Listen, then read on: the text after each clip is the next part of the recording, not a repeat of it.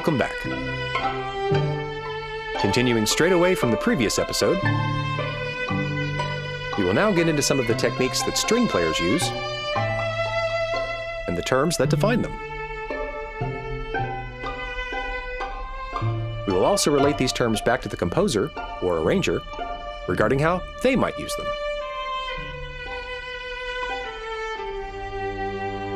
This is Music Student 101. And now your hosts, Jeremy Burns and Matthew Scott Phillips.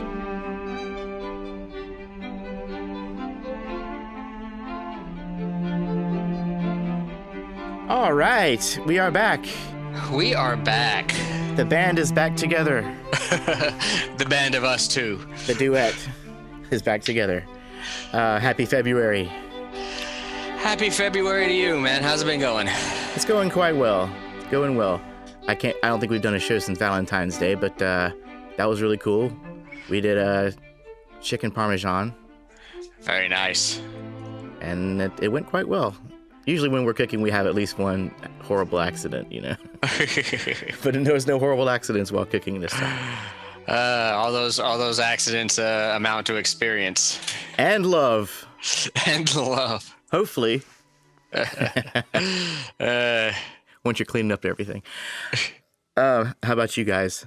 How's France? Pretty similar. You know, we got some Italian food brought over to us from one of our favorite Italian restaurants. Had that with, and just had kind of a quiet night at home. It was nice. Mm-hmm.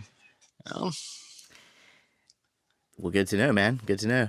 I decided to, the intro music I decided to use was dipping back into the archives from some of your compositions, Matt. And I know last time we did, for the last episode, I couldn't help but do quartet and modes, the Dorian. Well, that's a popular one. String quartet, yeah. And then, of course, you know, not to give away what we're doing here, but as you probably know, strings. So the more strings for our intro, I decided to use the Phrygian mode, which I had used before, but now I'm using the middle part of it, the middle section. Ah, very nice. Yeah, the fugue section. Oh, and there's some mighty fine pizzicato going on in there. We might have to show that for an example. Yeah, and we're going to talk about that. So, I have my cello today, Matt. Oh wow, it's a fine day.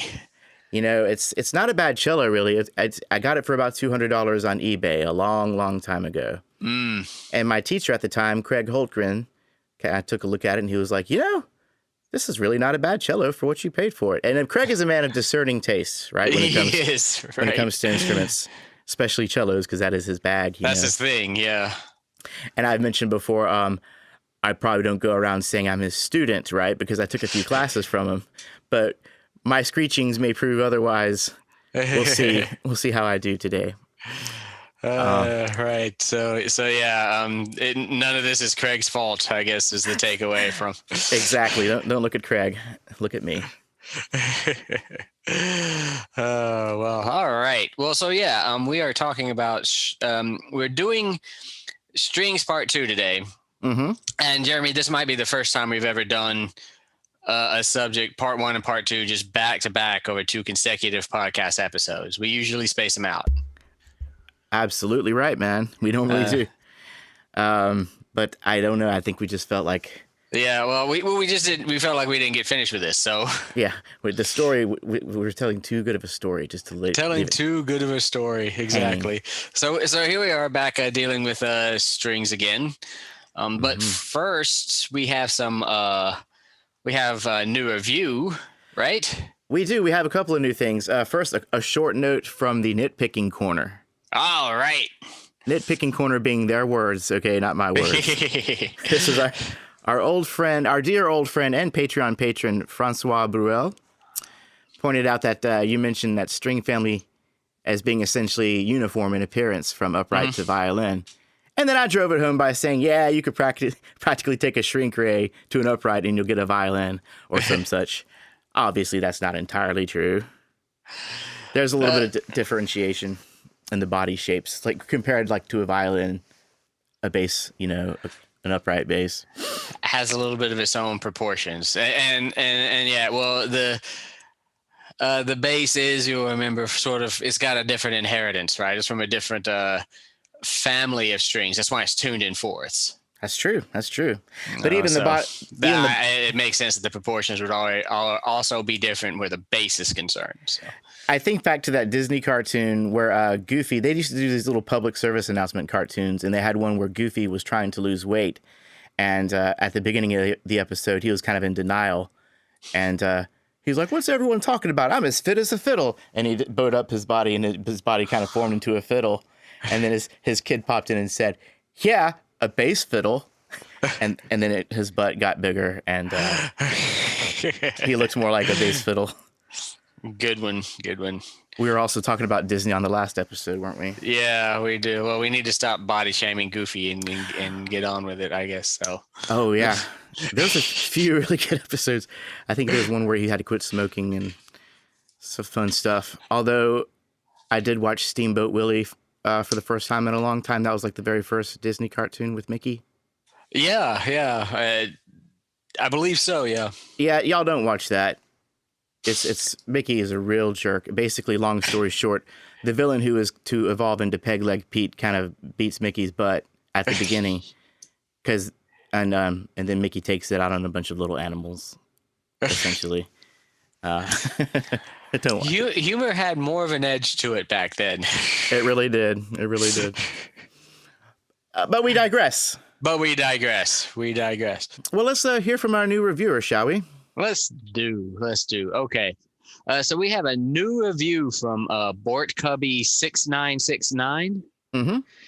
And he gave us 5 stars. Thank you, Bort. Thank you, Bort. Bort. Yeah, I suppose. Mm-hmm. And Bort says, excellent podcast for musicians of all backgrounds. This podcast is excellent. I've been looking for something like this for 10 years. I'm a hobbyist musician who hasn't been to music school. So this podcast is the perfect way to learn things similar to what I could learn in school, but at my own pace. And thank you for the kind words, Bort. Yeah, that's kind of the idea, right? Is that, we're sort of taking that kind of knowledge and letting you do it when you're comfortable with it and how you're comfortable with it. So I think that's key, honestly, because when I was in school, I had the pressure of time and grades. And now that I'm kind of doing it independently and on my own with this podcast, I really have been enjoying the information a bit more. Everybody learns differently, and this is things that are known by educators. So they can. It can be frustrating, but everybody learns at their own pace, and everybody learns in their own way. There are definitely people who learn very well by going into a classroom 3 days a week, sitting there and hearing discussions and lectures about the subject and, taking notes. And there are people who learn very well that way, and that just hits them right in the sweet spot. There are other people though that learn better in other ways and learn at different paces. Some people might like to spend a few weeks on a single subject, just reading and rereading and experimenting and things. And, they may be people who learn better independently. There may be people who like to read for themselves, Absolutely. like to read books rather than have something dictated to them. So, there's been pushes in education in recent years to try to what's the word, diversify the approaches, but and until they can successfully do that, you have us. Right on. And we have you, and we want to thank you for your review, Bort, because thank you, Bort. There's always ways to financially support us, but if that's not a possibility, giving us a good cracking review is a great compliment to the show, and it helps to spread the word, Absolutely. And speaking of those ways to financially support us. Yes, if you wish to help us keep the lights on, we do have a donate page on our website. from the homepage, you'll just see the tab up there and what should probably be a hamburger menu, but I'm kind of lazy on the website apparently. But the donate button is there, and you can do a PayPal or Patreon monthly thing, or PayPal single donations. And speaking of Patreon, we do have a Patreon shout out. We do have a Patreon shout out. This comes from our friend Daniel Sanders of the Netherlands. And I should go ahead and say I'm calling them shout outs rather than new Patreon patron, because we're a bit backlogged, honestly. We're a little bit behind. And then sometimes these are based on the response time. So I've emailed plenty of people that I still haven't heard back from. Check your trashes and your junk mails. You know, you might have a little something from Music Student 101 in there. But yeah, I reached out to just about everybody at this point, and I don't hear back from a lot of people. And I find emails from producers in my junk mail, work that I could have. It's like, holy crap, some bot is deciding what is junk and what is not, and it's not me. Anyways, all that to say, we have ourselves a new friend. We do. And this is Daniel Sanders of the Netherlands. Mm-hmm. And he says, I'm a big fan of the show and started listening last December on the 1.5 hour commute to work. Mm-hmm. Oh, wow. That's a commute, man. That is a commute. That's a big one. He says, I'm a starting pianist. Just had lessons for a year now of 35. Back when I was 8, I did briefly follow piano lessons, but back then it did not stick. However, I never lost interest in music and the piano in particular. When starting my lessons last year, I thought it would be nice to learn some song. I never intended to go all the way into music theory, but it kind of sucked me in. It'll do that. It will. I started listening to the Musical You podcast to learn about music theory. They referred me to you guys in their first or second show. I really love your shows, even though they're sometimes hard to follow while listening in the car. We should probably comment on that, shouldn't we?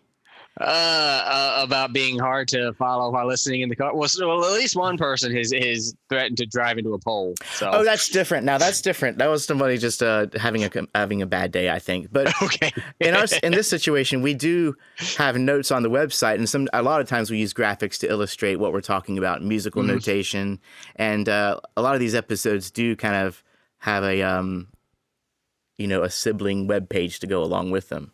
Yeah. However, if you don't want to be staring at your phone while going 70 miles an hour or whatever down the interstate, I'd recommend an ear training episode. We have history episodes. Sure, we have other things that it's more the music theory episodes that you probably should be careful or have a hard time following. We're not really good about plugging the website, but we do. Yeah, that website is musicstudent101.com. Yes, it is. And I would recommend following along in the car, and then sometime later in your spare time, maybe go check it out and see if it helps you reinforce some of those things that were really kind of tough just listening to people talk about it without any kind of visual aid or anything, right? Mm-hmm. And that would probably be a great way to learn. I think so. With introduction and reinforcement and. Well, thanks again, Daniel Sanders of the Netherlands. I think this is one of our first writers from the Netherlands. I think so too. And congratulations! Is that not the coolest name for a country? Yeah. The Netherlands. The Netherlands sounds magical and far away.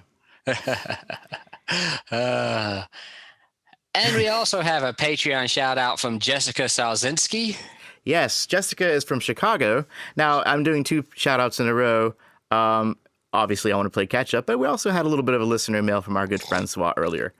So here we go. I'm kind of a completionist, and I feel like I want to have everybody on the show. Every Patreon. I understand. We're grateful to literally everyone. We really are, and I have to come to terms with the fact that I might not realistically always be able to do that.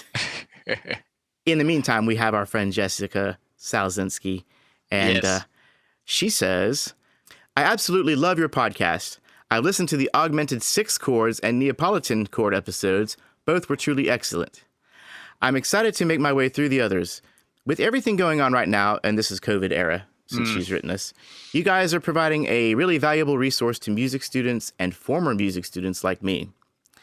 Love the rapport between you two guys. Love the live piano examples and original compositions. Hey. We like those too. I think it's the best way to learn theory, to hear how it's used in practice, and I love that you guys are providing that to listeners. Really looking forward to more listening and brushing up on more of my theory. Hope you all continue to stay healthy and safe. And that is from Jessica Salzinski. Well, thank you so much, Jessica. Here, we certainly hope you stay healthy and safe too. And thank you for the kind words. Yeah.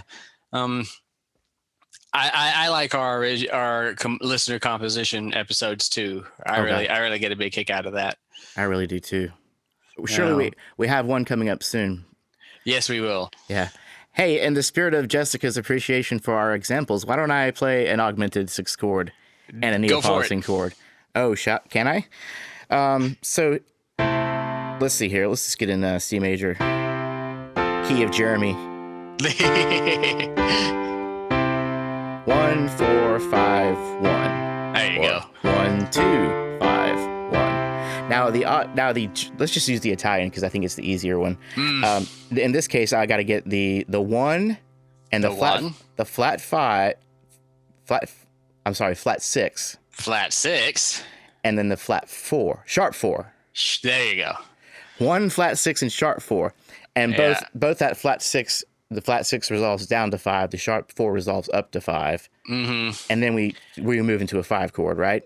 Right. That flat 6 will typically be in the lowest voice. So in this case, not required, but the flat 6 will be. Mm-hmm. Crap. Okay. So it's gonna sound like this. This is my sharp in C major. This is my flat 6. This is my sharp 4. The sharp 4 is gonna go up to the 5, the flat 6 is going to go down to the 5 to have this effect, right? So I'm going to try and do 1, 4 augmented 6 chord to a 5 to a 1. We got 1. Let me get the bass note a little bit lower here so you can tell. 1, 4, ha ha ha, and then we have flat 6, Italian augmented 6 chord. Yes. And 5, and then back to 1. Right? Sounded pretty good to me. Yeah. And if I want to go ahead. And that is an Italian augmented 6, right? To make it a French augmented 6, you would add scale degree 2. Yes, so it'd be like a. Yeah, got that kind of. It's got a very French sound. It's got a very Ravel, Debussy. Kind of sound to it. And a German augmented 6 would have a scale degree flat 3 instead of a scale degree 2. So it would be like those are 1, 4, and then flat 3. There you go, nice and chunky. That is chunky. Well, I don't know about that voice leading, but whatever. Nice little review of augmented 6 chords. And then the Neapolitan chord is just a major chord based on the flat 2 or the raised 1, right? The lowered second scale degree, right? So if I was going to go 1, 4, that's Neapolitan. 5, sounded like it, yeah. 1. And those are both predominant, right? Both predominant functioning chords, yeah. Hence me going to 5. So...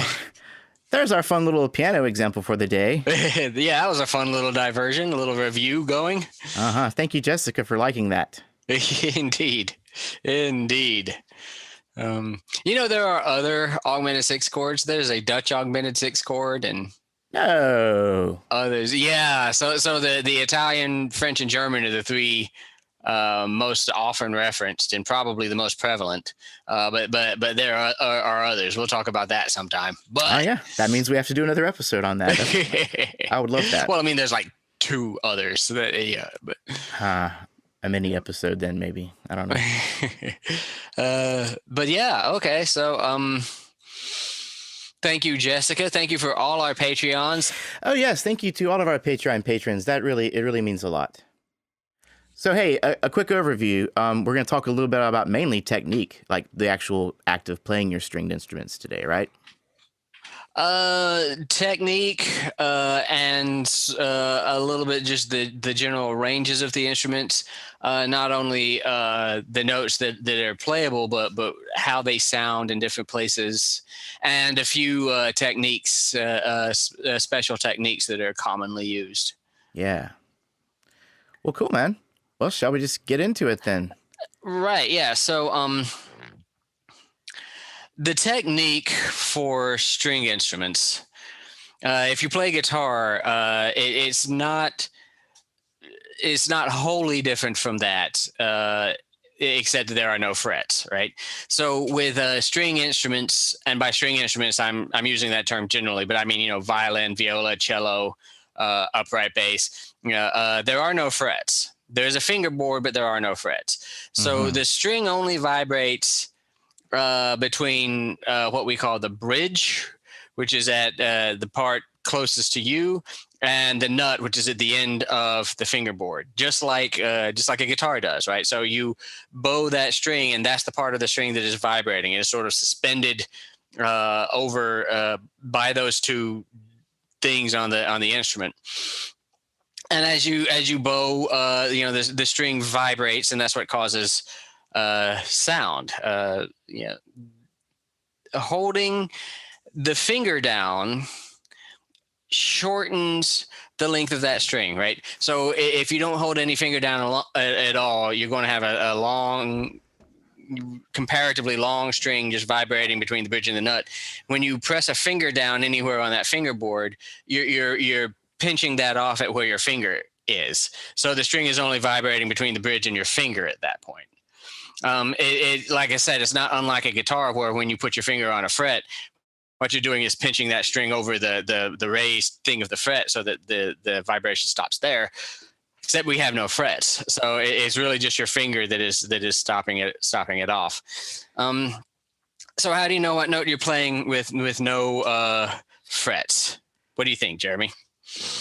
How do you know what you're playing with no frets? Yes. Well, what I had to do is just kind of get used to it. And this is kind of a silly thing I did. I got some painter's tape and put it along my my cello so you can kind of see where the fret marks are. Yep, as a common learning tool.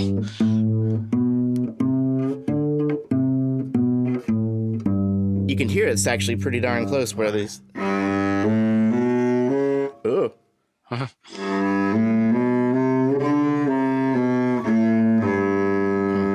Looks like I could use a little bit of work on my finger positioning.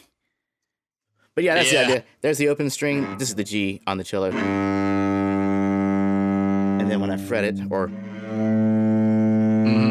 not fret it, but I guess that's me putting my finger down on it. Yeah, right, exactly. Yeah, so you could hear, when he said this is the G on the cello, this is the G open string, no fingers on the left hand. And then when you put your finger on something, you're shortening that string and raising the frequency of the note, because as we know from physics, shorter vibrating columns create higher frequencies, higher pitches, right? Indeed. So for all of these instruments, we then have these finger positions, and this is really how you learn to play particular notes, is you learn your fingering positions. So generally, place it is starting with your pointer finger, which string instruments and piano players also call finger one. You have finger one, and then the next one is finger two, and then your ring finger would be three, and your pinky is four. Right. Putting your finger one down will generally raise the pitch by either a half step or a whole step. So, for example, there you go. So, for example, if you were playing a violin and you're on the D string of the violin, the second lowest string, holding down nothing would play D, right? The note to which that string is tuned. Right. Putting your first finger down, finger one down in what we call first position, raises that D up to either E flat or E. Now, how do you make the difference between E flat or E? Well, E is just a little bit forward of E flat, right? But generally, every finger accounts for a letter name, right? So your first finger would then be E, and then your second finger would be F or F sharp or whatever. Your third finger would be G, and your fourth finger would be A, and that is the same A to which the next string is tuned, not unlike a guitar, right?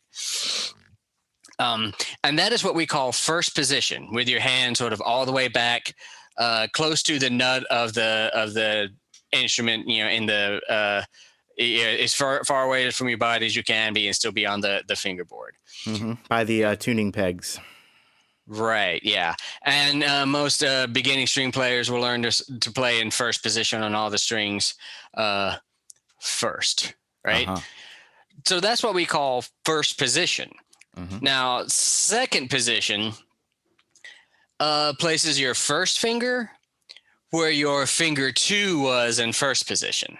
Right? So in second position, your finger 1 is right there where finger 2 used to be on that F, right? So then you can get a little higher, right? You can have F, G, A, and B, in second position. Or if you're on the G string, oh man, I gotta think. You're going to have a B, a C, a D, and an E, and then you can go up. Third position places your first finger where finger 3 was, and you get even higher, right? And then there's a fourth position. And then beyond that, you even have like fifth, sixth, and seventh positions where you put your first finger where, finger 2 was in third position and things like that. It gets nuts. But by learning these positions over, months and months and years of practicing this instrument, you learn where every possible note is. Yeah, it's like I guess it's just considered proper technique. Yes. And, string players rely very much on their ears to get these notes, to get your finger exactly where you need to get an in-tune note out of the instrument, right? For beginning string players, intonation is one of the primary challenges, right? It just doesn't sound in tune. Yeah, y'all might be witnessing some of that here, today. You're right. I did say that I put little marks on my cello, on my tape on my cello, but the marks are based on me using my ear and being like, okay, that's that sounds like a whole step, Right. Yeah. And then I had to go back and compare them all to the open note, right? It's kind of that kind of thing. Yeah. Yeah, it really helps to know what that note should sound like before you go to hit it, right? Because, ideally. Yeah, and this is a good time to mention that somebody posted on the Music Student 101 Facebook group this really fun little lecture about intonation and how it's a much more complicated subject than people think it is. Oh yeah, our friend David Emmerman posted that. I haven't really had a chance to check it out yet, though. Yeah, definitely go check that out. Because they do mention the lady giving the lecture does mention things like playing perfect fifths and the little adjustments you have to make when playing on a string instrument, which is actually not equal tempered. Is actually just intonation versus and all the little all the little different things you have to do. So that's a good little thing to check out, to just appreciate how good your ear really has to be to play a string instrument. You really do need good ears. Especially when it gets to the violin and violas, where you have less fret forgiveness or less space in between the notes. You really have to kind of zone in. Yeah, and the fingerings are a little different on the cello. You may be able to help with this more than me. Oh yeah, that's why I was trying to do. You were talking about the violin, and I was trying to play those, and I was like, "What the hell?" No, they had to be different, Okay, so that's the basic idea of fingering. Now, generally speaking, the stringed instruments are one note at a time instruments. They don't. they don't really play chords in the way guitars or pianos play chords. They're generally thought of as one note at a time playing thing. However, that is a generalization. It's not the whole truth. You can play 2 or 3 notes at once, and we call those double stops if you're talking about 2 notes, and triple stops if you're talking about 3 notes at once. Right. So if you got one note by itself, in this case a D, and then you have an A, playing together as a harmony, you have a double stop, D and A. Rarely works that well. Yeah. And then triple stops. I'm not even sure if I can do that on this thing. Yeah, and as you're learning, triple stops are a little harder, right? Because the way the bridge is designed on all of these instruments is arched, right? Yes. So the 2 middle strings are actually higher than the lowest and highest string. So the bow has to bend around these arches to make contact with all of them. Exactly, right. So, double stops aren't so bad because, you can just sort of angle your bow to get at them. Yeah. Yep. Right, yeah. Triple stops take a little more force and take a little more practice. And quadruple stops aren't really technically possible as simultaneities. You have to sort of do those as an arpeggio, right? You kind of have to rake it across and bring, kind of a thing. Which I will not attempt. Yeah, that's a little bit of an advanced technique. I'm sure it sounds awesome. But it's not going to sound awesome if I do. There you go. So, that is one consideration. For me personally, now don't think you have to do whatever I do, but for me personally, I like to stick with double stops. When I'm composing, I rarely compose triple or quadruple stops. I have, but it's rare. Most of my string playing, I'll stick with double stops, but I do tend to use the double stops pretty liberally. I think that's kind of an awesome sound. Absolutely. Yeah. So they and somewhere along the line, I got into my head that a real string composer plays double stops effectively and gets the most out of their instruments in this way.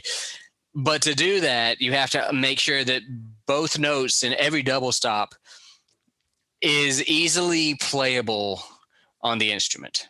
And yes.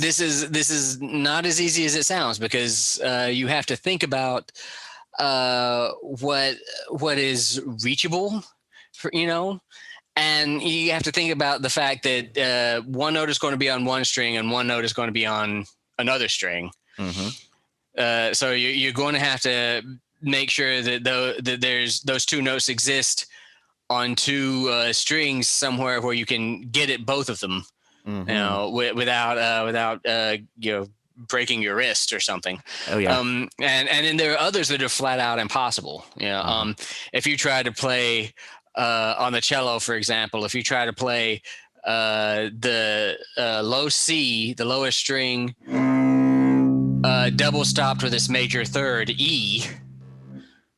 Oh wow. I mean, how would I even do that? You wouldn't. Yeah, it's impossible, right? Because you need the C to play the open C. So where's the E going to come from, right? It's not on any other string. Yeah. Yep. We jump straight to G on the next string. So yeah, the next string is G. The lowest note the next string can even play is G. We didn't make it all the way down to E. It'd have to be an E an octave up, which would be just kind of crazy, Yeah. You could do that, but yeah, right. So parallel octaves are okay. Most string players learn how to play parallel octaves. They can be tough intonation wise, so sometimes they don't like them. Be careful. Sixths, a major 6 and a minor 6 is generally okay. Major and minor thirds are generally okay. I mean, most of the time you can play these. And sevenths and all. Be careful of seconds. There's lots of instances where playing a second as a double stop is difficult. Oh yeah. Yeah, because that's just a hand reach. And perfect fourths and perfect fifths. Perfect fourths, while technically playable, can be challenging intonation wise. So a good string player, no problem. If you're working with someone who's beginning or something like that, or intermediate, it can be more of a problem. Mm-hmm. Perfect fifths, they have to bar the two strings. So bar as in bar chord, like on a guitar, right? They have to use the same finger to hold down both stops, and that's not impossible, but again, that's a little bit advanced. Yes, it is. And with any perfect interval, there are intonation issues. Oh, yes, indeed. Right. So the perfect fifths can be tough to play in tune. Perfect fourths too. So just know your instrument, double check. Envision, and there are online resources for this too. But try to envision the neck and envision where each note is going to go. Don't just think, oh, they can play anything, it's fine, because really, no, they can't. Yeah. Oh, yeah. And if you're just starting a stringed instrument, might as well go ahead and get it right as far as technique from the get-go. No sense in forming any bad habits from the get-go, right? Absolutely, yeah. And if you're arranging or composing for a string instrument, all of these things are going to help you make what you're composing or arranging easy for that string instrument to play. Which is going to mean you're going to get the gig again, right? You're going to get hired again for this. If you can give them stuff that's easy, no problem, got it, no issues, then you're halfway to getting your next job already, right? I wouldn't know. I'd have to take your word for that. Well, trust me, yeah, you are. I believe you. So there you go. I think that kind of covers all of that. Yeah. Now, this may or may not apply to a lot of us, but if you are happening to be writing for an orchestra, say you're scoring for a film or something, if you are writing for a string section, you can write what we call divisi, meaning the section is divided. Half the string section will play one note, half the string section will play the other. Or you can even go divisi, they call it divisi a tre, divided by three, where they split into thirds and do that. In the case and of so on. In the case of divisi, would it generally be like maybe the bass and the cello, or maybe the bass and the viola sharing parts, where the cello and the violin would share parts? Or I guess it's up to the composer. But it's up to the composer, but no, divisi is more within a section. Within a section, okay. Yeah, so the violin, the first violins all have a part, but at some point, half the first violins are going to play one note, and half the violins are going to play a second note. Okay, yeah, I think we did cover that a little bit on the previous episode. Okay, good. Well, then we can just delete this. No, I think it's redundancy is not a bad thing. Okay, and I don't think we actually labeled it as divisi, and I like cool Italian words, so there we go. Yes, it's Italian for divided. Yeah. And then you say sometimes that divisi a tre. Divisi a tre, yeah. Is dividing into three parts. Into three parts, yeah. I don't really see a whole lot of beyond that. I don't really see a whole lot of divided by four, I don't think. At that point, with every division, these notes get a little less pronounced, right? Because there are fewer people playing them, so, Yeah, I would think so. Absolutely, yeah.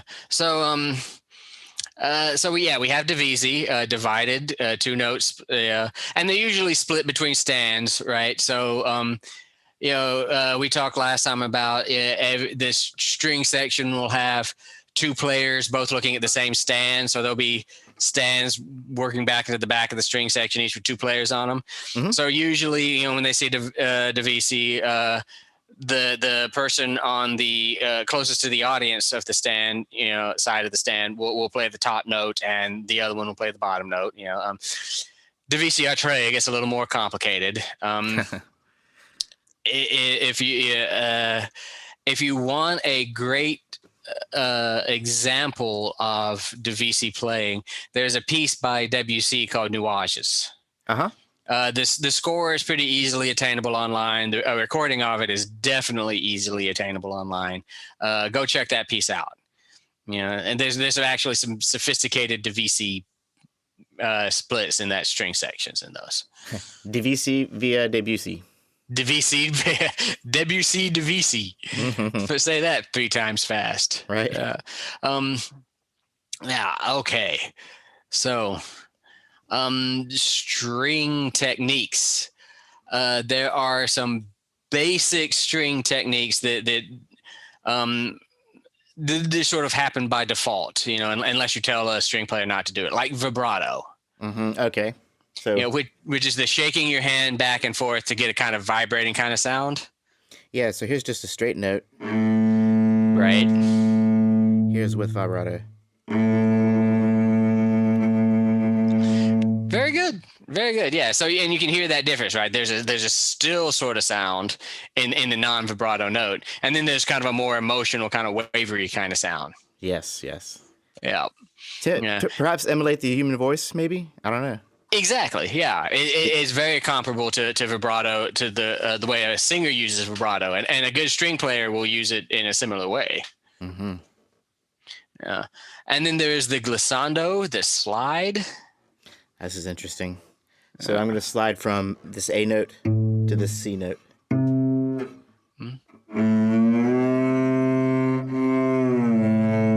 There you go. Yeah. So that's glissando, right? And then portamento is kind of a similar.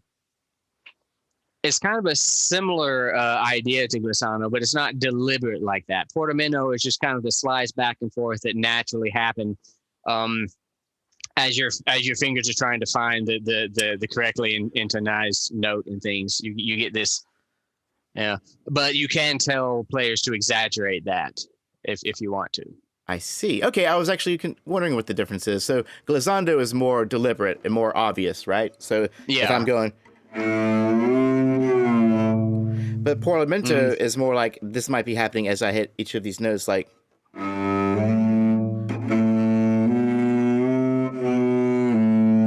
Something like that, maybe? Yeah, so it's got a little bit of a slide in there. Yeah, you're getting there. Okay. Yeah, and and as you sort of adjust back and forth to find the note and things, it is sort of more of a natural side effect of playing the instrument than it is a deliberate slide from this note to that note, which is a glissando. And it's way more natural for me when I'm getting to know the instrument because I'm still sliding around to try and lock in that pitch. Beginning string students tend to have an overabundance of portamento. Yes. I should have just been calling it that the whole time. Yeah. Sounds so much smarter. It's similar to you studying the cello. I studied the violin for a little while, and that was my excuse too. So yeah, that's portamento. It's an interpretation. Come on. Art. No, it's just you're playing out of tune. Is what's happening. The instructors always know better. My instructor was not impressed, but I could read music. She was very impressed by that. So anyway, you have to know about slurs when you're talking about string instruments. So first of all, remind us, Jeremy, what a slur is exactly. That is, isn't it when one note transitions into another note without any break in between the two notes? Right. Yeah, and on music, it's represented by a little kind of eyebrow looking sort of line, right? The kind of sinuous arched line in the music. Yeah. From one note to the next. So if this was unslurred, maybe it would be like, and then slurred. Is that the idea? Exactly. That is exactly the difference between unslurred and slurred. So unslurred, the bow direction changes with every note. Oh, so you're kind of sawing away at it, right? Yeah. And with slurred notes, all the notes under a single slur in the music are played with a single bow direction. Oh, wait, that's not single. Hold on.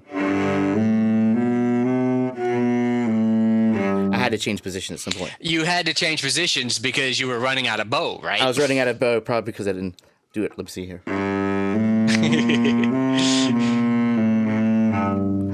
Barely made it. There you go. Got it out of there. Yeah. Well, that's great because that actually highlights a big consideration, right? There's only so many notes that will go under a single slur, right? Oh, yeah. Because at some point, if you continue bowing in a single direction, you will run out of bow, and then you have to change. So there's staccato and legato.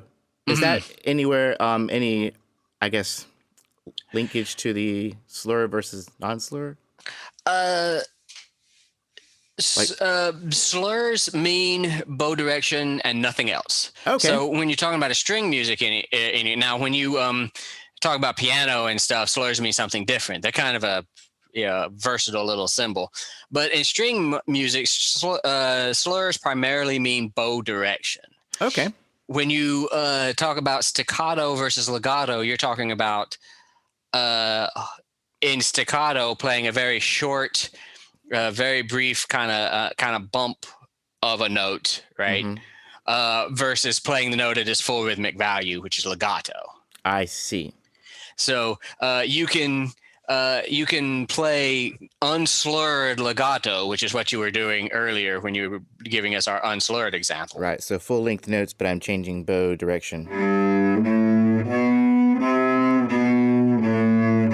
Right. Yeah. So that is holding it to its full.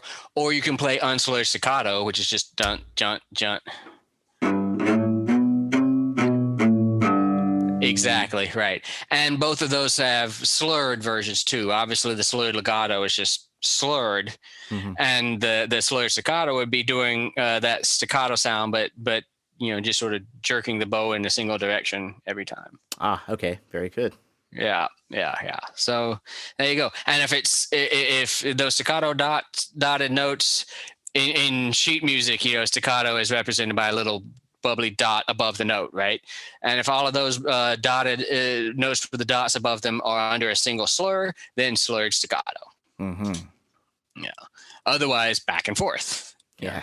It's very simple. Very good. And we have covered bowing pretty well at this point. I should mention unslurred bowing. There's actually a fun Italian word for this. It's called detache. Okay. Okay. That actually may be a French word. Maybe, gosh. Yeah. I might have to look that up. But anyway, it detached. That's just a fancy word for unslurred, kind of sawing away, changing bow directions with every note. Yeah.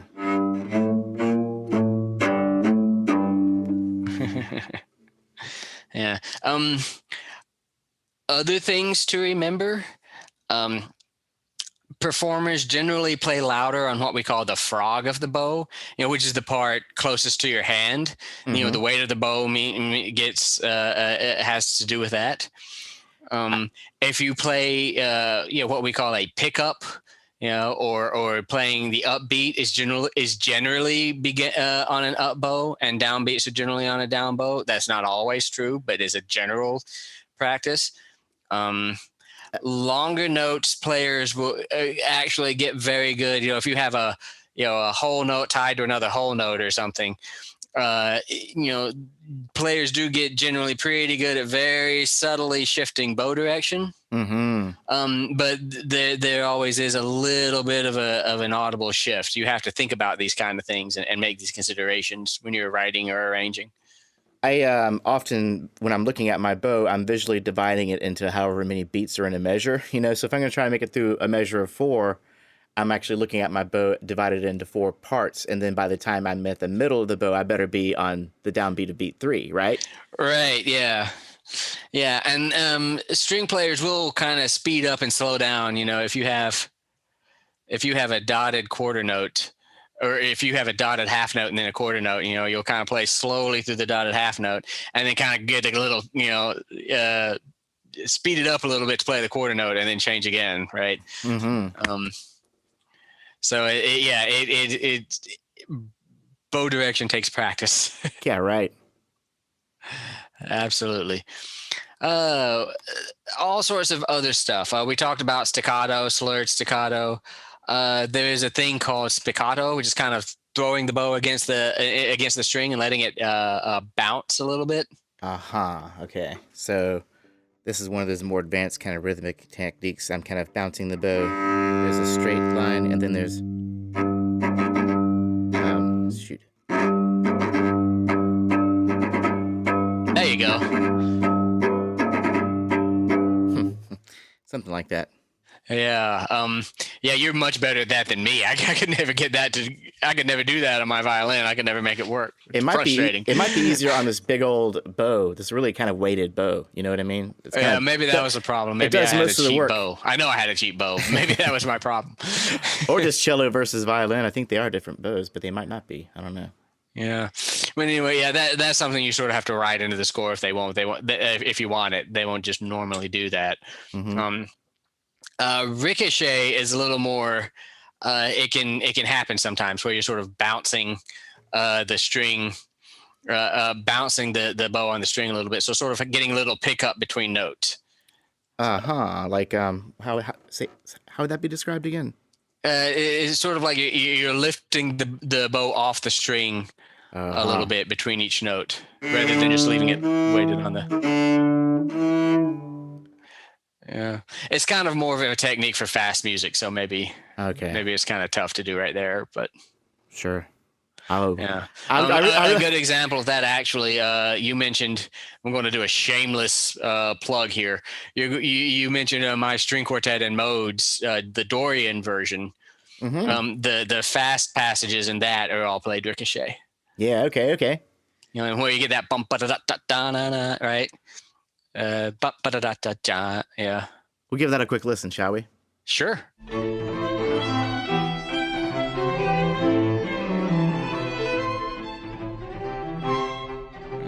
So yeah, I see what you're talking about. It's that kind of busy, kind of staccato, busy kind of feel. Yeah, it's kind of got a bouncy hit to it, right? Yeah, absolutely. Yeah. Beautiful. And then there are tremolos.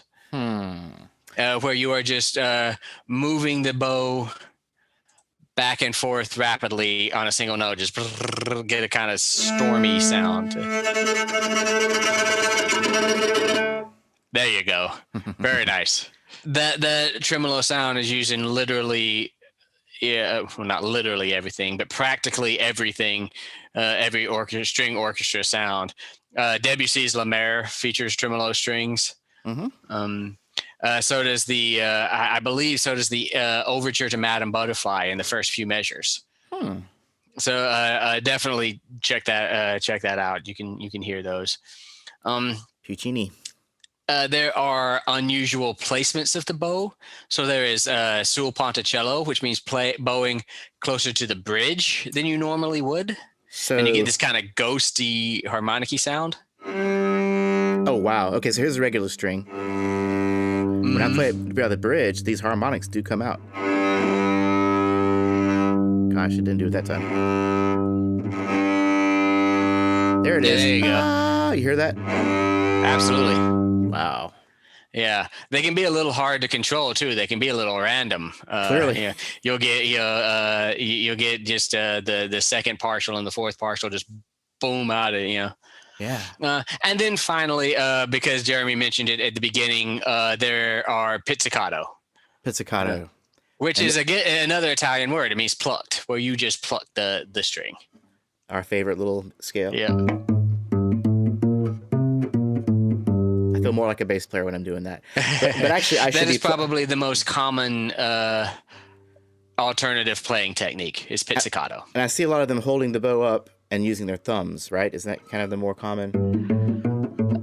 You would have to ask a cellist. I think violinists do it with their finger instead of their thumb, but cellists may very well do it with their thumb. No, you're right. It is the finger. Now that I play it, it is the finger. I'm pretty sure. Yeah. And as we said in our intro music, another shameless plug, but my string quartet in Mo's Phrygian in the middle part of that has some great pizzicato parts. Well, it has some pizzicato parts. I won't call my own music great, but I'll say it. It's great. Yeah, it has an example of pizzicato. How about that? A great example of pizzicato. So there you go. I think all of this other stuff is obscure enough that it's not really necessary if you want to skip ahead a little bit. Well, I'm actually kind of curious about a pizzicato chord. I see Piz chords. So like. That's exactly it. Okay. It's just strummed. And again, that's kind of hard. Maybe it is easier to do the double, triple stops because you can use your fingers, right? You don't have to bend your finger over each string. Yeah. Yeah. Yeah. So when you get triple stops and pizzicato and quadruple stops and pizzicato, you just end up kind of strumming it guitar-like. Yeah, interesting. That reminds me of that silly Russell Crowe movie, Master and Commander. At the very end, they start doing that. Oh yeah, people do that. People cool. absolutely. There's been pieces of music written that way. So anyway, yeah, that kind of stuff I feel like it's obscure enough, and all of these string techniques, you get weighted down with them, and it can get a little overwhelming. I think we've sort of hit the basics if you want to move on. Yeah, we'll put all these on the website just so you can double check, go back and skim over the... This isn't even all of them on the list in my lecture notes. I've deleted, I took a few of them out. So okay. Nothing wrong with that. So yeah. Well, what about this? Do you want to do mutes or do you want to go on to harmonics? Let's talk about mutes, actually. I'm kind of curious about that because I like the idea of adding foreign objects to your instrument to alter the sound. You know what I mean? Yep. So some basic string playing techniques. That's not all of them. There is an exhaustive list of string techniques that we won't put you to sleep with here, but those are probably the most prevalent and basic ones. Last thing is there are mutes for strings. There are these little they almost look like sort of Tic Tacs, except maybe a little bigger or something. But you can put them on the string and slide them down over the bridge, and they will actually stop some of the vibration of the string. And to a certain extent, they'll make them sound quieter, but also they significantly change the timbre. Yeah. And you can put one on every string and have a quieter and less resonant instrument that has a little more of a maybe a glassy kind of timbre to it. Like warmer, rounder. Yeah. They change the timbre as much as but they also affect having it be, a little less prominent and resonant, and so a little less loud too. My, like I said, I love the idea of adding foreign objects to an instrument to change the tone color of it, Yeah. When I was way young and I was just learning on my dad's acoustic guitar, I didn't have an amplifier, but I found that if you stuck a piece of paper in between the strings by the bridge, then you have distorted guitar. Yeah. I don't even know if that'll work. I got a piece of paper. I'm going to try this with my cello here, actually. See if it makes a difference. I got a little receipt. Let's just see if it works on a cello, or if it's going to sound like complete garbage. Now you can't tell. Oh, you can hear a little bit of a... Yeah, you can sort of hear the paper rattling more. Yeah. It's not the same. But if you want to hear some good distorted cello, I'd recommend the band Rasputina. Have you heard of them? They are something else. I've actually seen them a couple of times, and at the time, generally it's just three cellists and a drum player. So you got one holding down the low end, you got another one screeching around, and another one playing kind of chords. I have heard of them. I've never seen them live, but that's a great band. But anyways, that's some distorted cello if you want to hear it. You'll find it far superior to my receipt rattling. Yeah. And also, like a guitar, all string instruments are capable of playing harmonics. Mm-hmm. And we have discussed what harmonics are in previous episodes. If you're unclear, I definitely suggest going back and giving that a listen. I think it was called the Overtone series. Right, yeah. It's called the Overtone series. And the Overtone series on the string instruments works very similar to the way they work on guitar. Whereas, if you just play the open string, of course, you're getting the fundamental note. Yeah.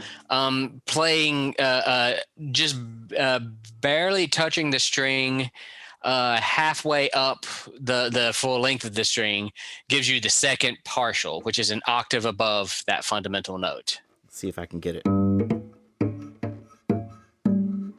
There it is. There you are. Can you bow it and get it? Yeah, That's just me not even fretting it. I'm just touching it with my finger, just barely touching it. Right, same as you do on a guitar, just basically just touching it on a node, right? And the third partial is a perfect, which is I want to say it's an octave and a fifth above the sound of the open string. It's played on the perfect fifth, so a perfect fifth up, which would be in first position your finger 4. Yep, position. right here. So there's the fundamental. There you go. There's that harmonic. Yeah, yeah. You can also play at a perfect 12th above the open string, which is just an octave and a fifth. You'll get the same overtone, but yep, there it is. Yeah, yeah. And the fourth partial, which is 2 octaves above, I want to say. You can hit that on you can do that on the perfect 4th above an open string, so where your finger 3 would land in first position. There it is.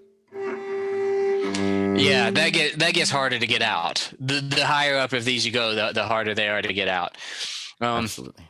And then the fifth partial, which is probably the last one that is even at all possible, is going to be a major third. That's 2 octaves in a 2 octaves in a perfect fifth, or 2 octaves in a major third above the string. So just play the major third where your finger 2 would land in first position.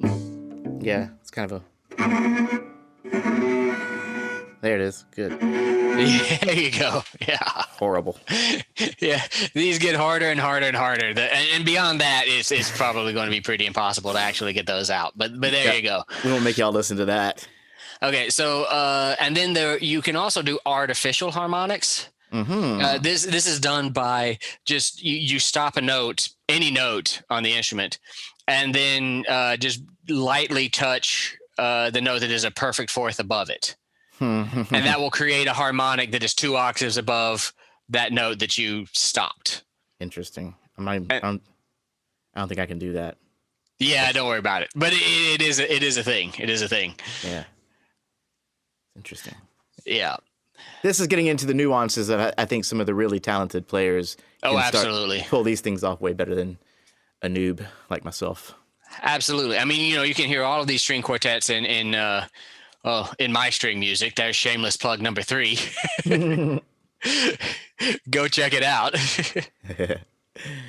The more you plug, the more shameless. I love it. Yeah, the more I plug, the more shameless I get. We're creating a monster. I probably should stop now. Uh-huh. Okay, so briefly, let's just talk about the individual string instruments and some of their individual characteristics. Yeah. Okay? Starting with the violin. Okay, let me grab my keyboard so we can hear some of these notes and the ranges, right? We did this last time. Yeah. I think I'm done with this cello here. Or this cello is done with me. Okay. But we have the violin. You're talking about the ranges of the violin, right? And very, very good cello playing, by the way. My compliments to being able to get those examples. Nice work. I pulled off a couple of them. Thank you. But so the violin. The violin's lowest possible note is the lowest sounding open string, of course, which would be the G below middle C. This guy. Yeah. It can go up very, very high, of course. And by very high, we mean up to the high E, aka the E that is an octave above the highest E on the treble clef. Oh, is that this one right here? That would be that one, yes. Yeah, okay. And it is even with really, really good players possible to go up to the B that is a perfect fifth above that E. How would you even do that? Is that a harmonic? No, that's just string. Wow, that's just string playing. So obviously this is a high-pitched instrument. Keep in mind that when you get up that high, intonation gets very, very difficult to control. Absolutely. So I would not ask a beginning or intermediate player to play that high necessarily. because you're actually having to bump your fingers out of the way of each other because the notes are actually in increments that are thinner than your fingers. So you're actually kind of having to bump your fingers out of the way a little bit to play. So it's intonation becomes a problem. That's a first chair thing. And playing fast passages can be challenging because the notes are so small, right? The string and the violin in its lowest registers, in its bottom two strings down there in the first position, sounds very ghostly and very kind of hollow. It sounds almost kind of has a sort of a somber, almost kind of dead sound, right? As far as the tone color, the timbre of the sound. Exactly, right. Yeah. Just in general, it will easily get overpowered by other instruments in those ranges. Mm-hmm. When you get to sort of the top of the treble clef and up, though, it gets very powerful. That's sort of its sweet spot, right? And it gets very powerful, and it gets very luminous, very harmonious, very resonant. It sings out really, really well, Yeah. And then it starts to overpower other instruments in that range. I noticed that some instruments, there's a certain range where the notes you play do kind of like move the wood more, and more overtones ring out in the instrument, That is absolutely true. And generally with the violins, I would say from the B, the middle line of the treble clef, that B, up to A or C or D or so above the treble clef, that's the real sweet spot. Mm-hmm. And then beyond that, it starts to sound kind of pinched. It starts to sound kind of screechy. Right? Yeah, that's a good way to put it. Yeah. The viola, by contrast, it is tuned to be a perfect fifth below, right? It's a lower sounding, and they play in the alto clef, so it's a sort of an alto voice string instrument. Mm-hmm. It is a octave higher than the cello, right? Or an octave higher than the cello, right? So it's playing in that middle ground between the violin and the cello. The lowest note it can play is that C, that is a C an octave below middle C, and then on to G. And it can go up to crap. I don't have this in my notes. Why do I not have this in my notes? That highest string is an A, so I know it could at least go an octave. Yeah. To this guy. Yeah. It can reasonably go up to, I would say, sort of the A that is the ledger line above the treble clef. This has got to be this one here. Yeah, in practice it can go higher than that, but it definitely sounds good up until that point. The C string is probably the most characteristic viola sound. So that low end is probably the most viola sound. It sounds much thicker and warmer and resonant on the C and G strings than the violin does. It kind of is designed to live in that range. Okay. The higher up you go, it can get very piercing, and it can get a little tense, a little strenuous, right? A little screechy sounding. So once you get into the ranges where the violin is, the viola, by contrast, is a lot more sort of piercing and a lot more strained sounding than the violin is in that range. So a good orchestrator thinks about what tone you want, right? Mm-hmm. It's not like the violin can or it's not like the viola cannot play in that range. It totally can. It's not even like it's not a good idea. It's just about, well, is that the idea? Is that the sound that you want, right? There's a certain range. I guess there's a crossover range where the notes from a certain instrument start to lose their greatness or their tone color, the optimal Absolutely. Tone color, and you should just go ahead and decide, if I want to keep this optimal tone color, I need to switch to another instrument, higher or lower. Yeah, it's a little bit, even, do you really want to call it optimal? Because, there's definitely places where aesthetically you want to call for a sort of strained kind of sound, right? Yes. In big climactic points or something, I can envision, a strained kind of sound being what you want, Mm-hmm. Good point. So it's just a question of being artistic and being informed and making these decisions deliberately, rather than just, well, I hope this is okay, right? Yeah, let's just see how this sounds. Let's throw it all together. Yeah, exactly. Yeah. The cello, the violin cello, the range of the cello, and I'm probably not telling you anything new, but the range of the cello is ginormous. Mm-hmm. It is huge. It goes all the way from, so its lowest sounding note is great C. It is the C that is 2 ledger lines below the bass clef. Yeah. Gutsy. Yeah. So 2 octaves below middle C. Yeah, the C that is 2 octaves below middle C. Here's our middle C. Here is the low C of the viola. Here's the low C of the cello. Yeah, it goes from there all the way up and towards the top of the treble clef with no problem. Yeah, the range is so wide that the cellists typically learn to play. Typically learn to read music not only in bass clef. Technically, it's a bass instrument, but they learn to read not only in bass clef but in tenor clef and in treble clef, because it is necessary. Cellos are often called upon to play music in the treble clef, in the tenor and treble clef, just like a violin would. I think if you ask Yo-Yo Ma, or you listen to his music, or I think about his music and Crouching Tiger, Hidden Dragon. Mm-hmm. Remember that? Oh, that is some of the more emotional and haunting sounds from the string family comes from the cello in my mind. Yeah, the cello has a beautifully dark, warm, sonorous sound across all of its range. And it kind of covers the same range, a very similar range to the human voice, and I wonder if that has something to do with it. You know what I mean? Maybe so. Maybe so.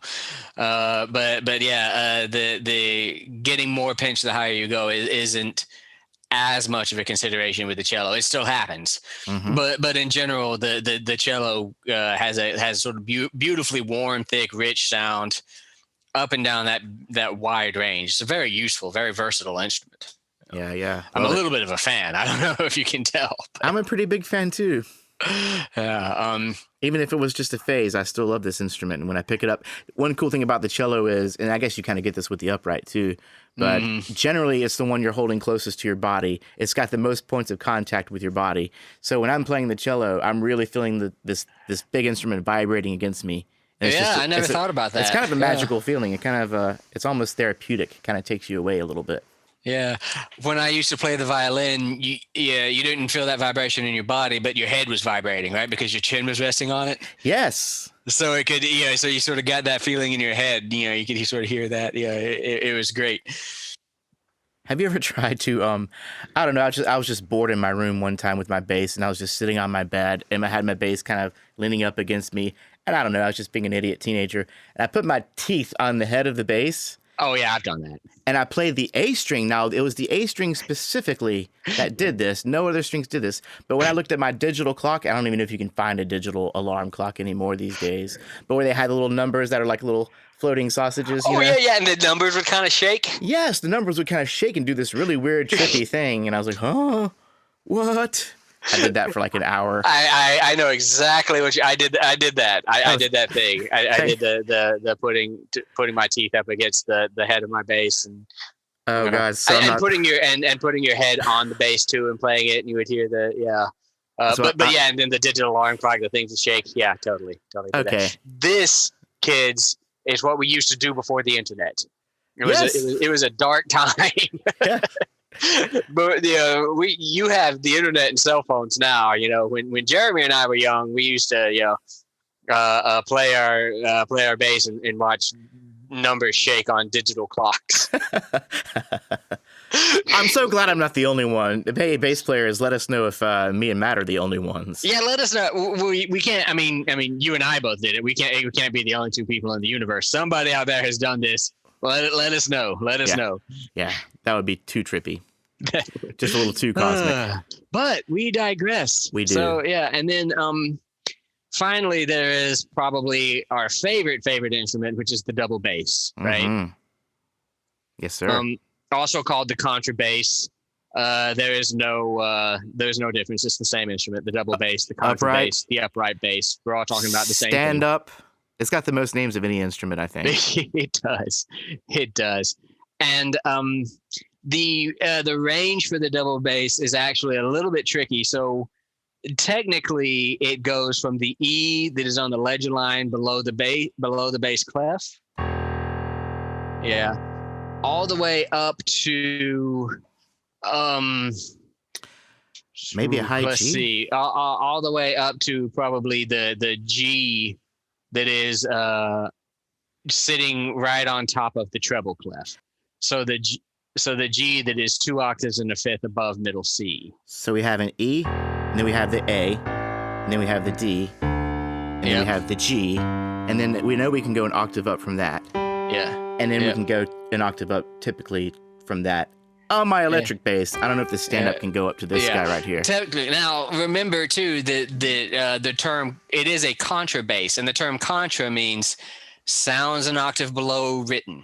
Aha. So all of that stuff we just said, notch it down an octave. Yeah. No, it's actually the playing the E that is an octave below that E that is I guess it would be E2. So it's actually E1 up to the G that is G5, but you're actually hearing G4. Well, in my case, I did it the octave on my keyboard. So this is in fact the E on the bass. It's big there old you guy. go. And then we said it could go up to maybe. Yeah, right, yeah. Yeah. This isn't something you really have to consider when playing the bass because you're just playing the notes, right? But they're coming out an octave below where they are written. In the old days, in the late Baroque and early Classical days, when the contrabass was sort of coming to be a part of the rapidly standardizing thing that we would eventually call the orchestra, typically the cellos and basses had the same part. Right. So they were written on the same staff. Yes. And so they would both be playing the same music, but because the bass was a contrabass and sounded an octave below, the basses were just playing that part an octave below. And that's it was on the same staff and looked exactly the same as the cello part. As the orchestra evolved, the bass gained more independence, and they don't just play the cello part all the time. But in the beginning, that's kind of what they were there for, to give an extra sort of depth to the bass part being played by the cellos. Now, I remember seeing 8 VA on the score sometimes. Yes. Is that what that's all about? Well, yeah. 8 VA means play an octave above. So it looks like 8 VA means, the notes that you see on the staff, play those notes an octave above where they are on the staff. Okay. You don't have to tell the bass player to do that. He's just going to play his notes, and he or she is just going to play their notes, and by virtue of their instrument, the notes are going to sound an octave below what they're playing. Okay, that's good to clarify, because for some reason I thought that there was a VA for above and below, but it's just for above. There is. Well, it is, but that's a playing technique. That's not the same thing as octave transposition, which is what we're talking about. Okay. Yeah. Brilliant. Yeah. So there you go. So a basic rundown of some string instruments for you. Mm-hmm. Yeah, I hope everybody learned at least a little bit. I did. Actually, I just learned something a second ago. With 8 VA. What is that? 8 VA. Oh, yeah, right. 8 VA, yeah. That's telling them to do something. Yeah, the bass, you don't have to tell them to play an octave down. Their instrument just does. That's where they're at. And there is an 8 VB too, that says play it an octave below, right? They get out of bed in the morning an octave below than the cellist. That's just where they are. I mean, isn't that just the truth, though? Don't bass players get out of bed an octave below everybody else? I think so. I think so.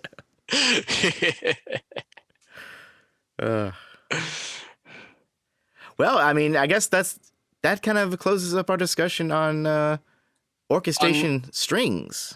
On strings, more or less, yes. The next time we do one of these orchestrations, we're probably going to get into wind instruments, which is just a whole different universe. Yeah, man. So what are the categories, right? Strings. Wind. And then was brass. Technically winds, but yeah, they usually become their own category. Brass. Okay. And then percussion. and then percussion. What did I miss? Is that it? Those are the four basic families of orchestra instruments. One of which you just learned about. One of which you just learned about over these last 2 episodes. Yeah. I enjoyed that, man. It's kind of a cool discussion. And I think it can be very helpful when people actually want to start getting serious about composing, like some of our fine composers who write in. Indeed, composing or arranging. Yeah. And of course there are, these are orchestral strings. Of course, there are also other string instruments like the guitar, like the harp, and other things that have considerations of their own. Maybe we can get into those sometimes, but the basic orchestral strings, pretty well covered at this point. As it applies to orchestration, when you hear strings, you're mainly talking about these 4 instruments, right? When you go to hear an orchestra, when you talk about orchestral strings, you're basically talking about these 4 instruments, with the possible addition of a harp or a piano. Mm-hmm. Yes. Even though it's funny because a lot of people maintain that the piano is a percussion instrument. Yeah, it's funny. That's a funny little thing. So it has characteristics of both a string and a percussion instrument. It's really just it's a phenomenon into itself, It is. Yeah. Go back and listen to our piano episode with Matt Slocum. That was actually great. Absolutely, fun too. Yeah. That was a lot of fun, actually. Yeah, man. Okay, well, shall we do a quick little recap of what we've discussed in this episode before we get out of here? You want to take it away, Matt? These are all your class notes. These are your lecture notes. You guys have just witnessed what it's like to be in Matt's classroom. With an interrupting student, with a little kind of bad student interrupting. Yeah, except hopefully not quite as torturous. Maybe not. Hopefully you didn't fall asleep as fast. But especially not if you're driving. Yeah, so a brief recap. So strings are fingered. Basically, a finger means a note. So you have the open strings, and then every finger goes a note name above that. And you can adjust for sharps and flats by slightly adjusting the position you put your finger down. Mm-hmm. Right. You can do double stops, which is playing 2 notes at once, as long as those 2 notes can be played on 2 different strings. And make sure that's the case. You can even do triple and quadruple stops, although quadruple stops have to be sort of raked. They have to be sort of strummed. They're not played simultaneously because of the way the bridge is constructed. There are all sorts of string terms and techniques, like divisi, meaning the string section is split in half and is playing 2 different notes or 2 different passages. There is vibrato. There is glissando, which is a slide, a deliberate slide. Mm-hmm. There is portamento, which is sort of the natural slide that just sort of happens when you're playing the instrument. Mm-hmm. There are considerations like slurring. All notes under one slur are played in a single bow direction. Mm-hmm. If there are no slurs, then every note is played under its own bow direction, so the bow goes back and forth, what we call detache. In a sawing manner. Yeah. What else? There is staccato playing, which is every note, rather than being held to its full rhythmic value, is just kind of given a short kind of little bump. Mm-hmm. Right. Tremolo, which is shaking the bow back and forth, really fast. And pizzicato, which is rather than playing with the bow, just sort of plucking with the string. Mm-hmm. You can apply mutes to each of your strings, which deaden the sound and also change the timbre. You can also do harmonics, just like you do with the guitar, and they work in basically the same way. The second partial being halfway above the string, the third partial being a perfect fifth up, the fourth perfect fourth, et cetera, et cetera. The violin is a very high-pitched instrument that sounds at its most sonorous, sort of top of the treble clef and up. The viola is at its most sonorous, kind of below that. The classic viola sound is sort of that middle C range, middle C up to the G or A above that range. Yeah. The cello is warm and sonorous and has a huge range, can play all the way up to the treble staff and all the way down to below the bass staff, and kind of sounds very, very warm and rich through across the length of that range. And then the double bass is played an octave below the cello. Technically, it transposes an octave down, and it's considered primarily a bass instrument. Okay, well, I'd say that was a good recap. I'd say that was a good episode. Yeah, great work, and we will be back very soon to talk about something else. Stay tuned and stay in tune. See you soon.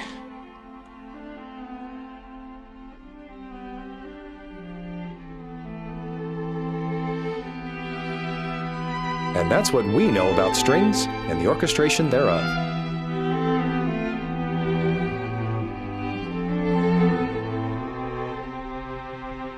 As always, we hope you enjoyed this discussion.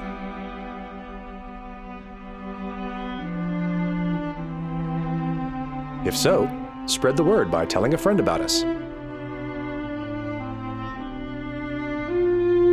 And if you wish to financially support us, please click the donate link on our website, musicstudent101.com.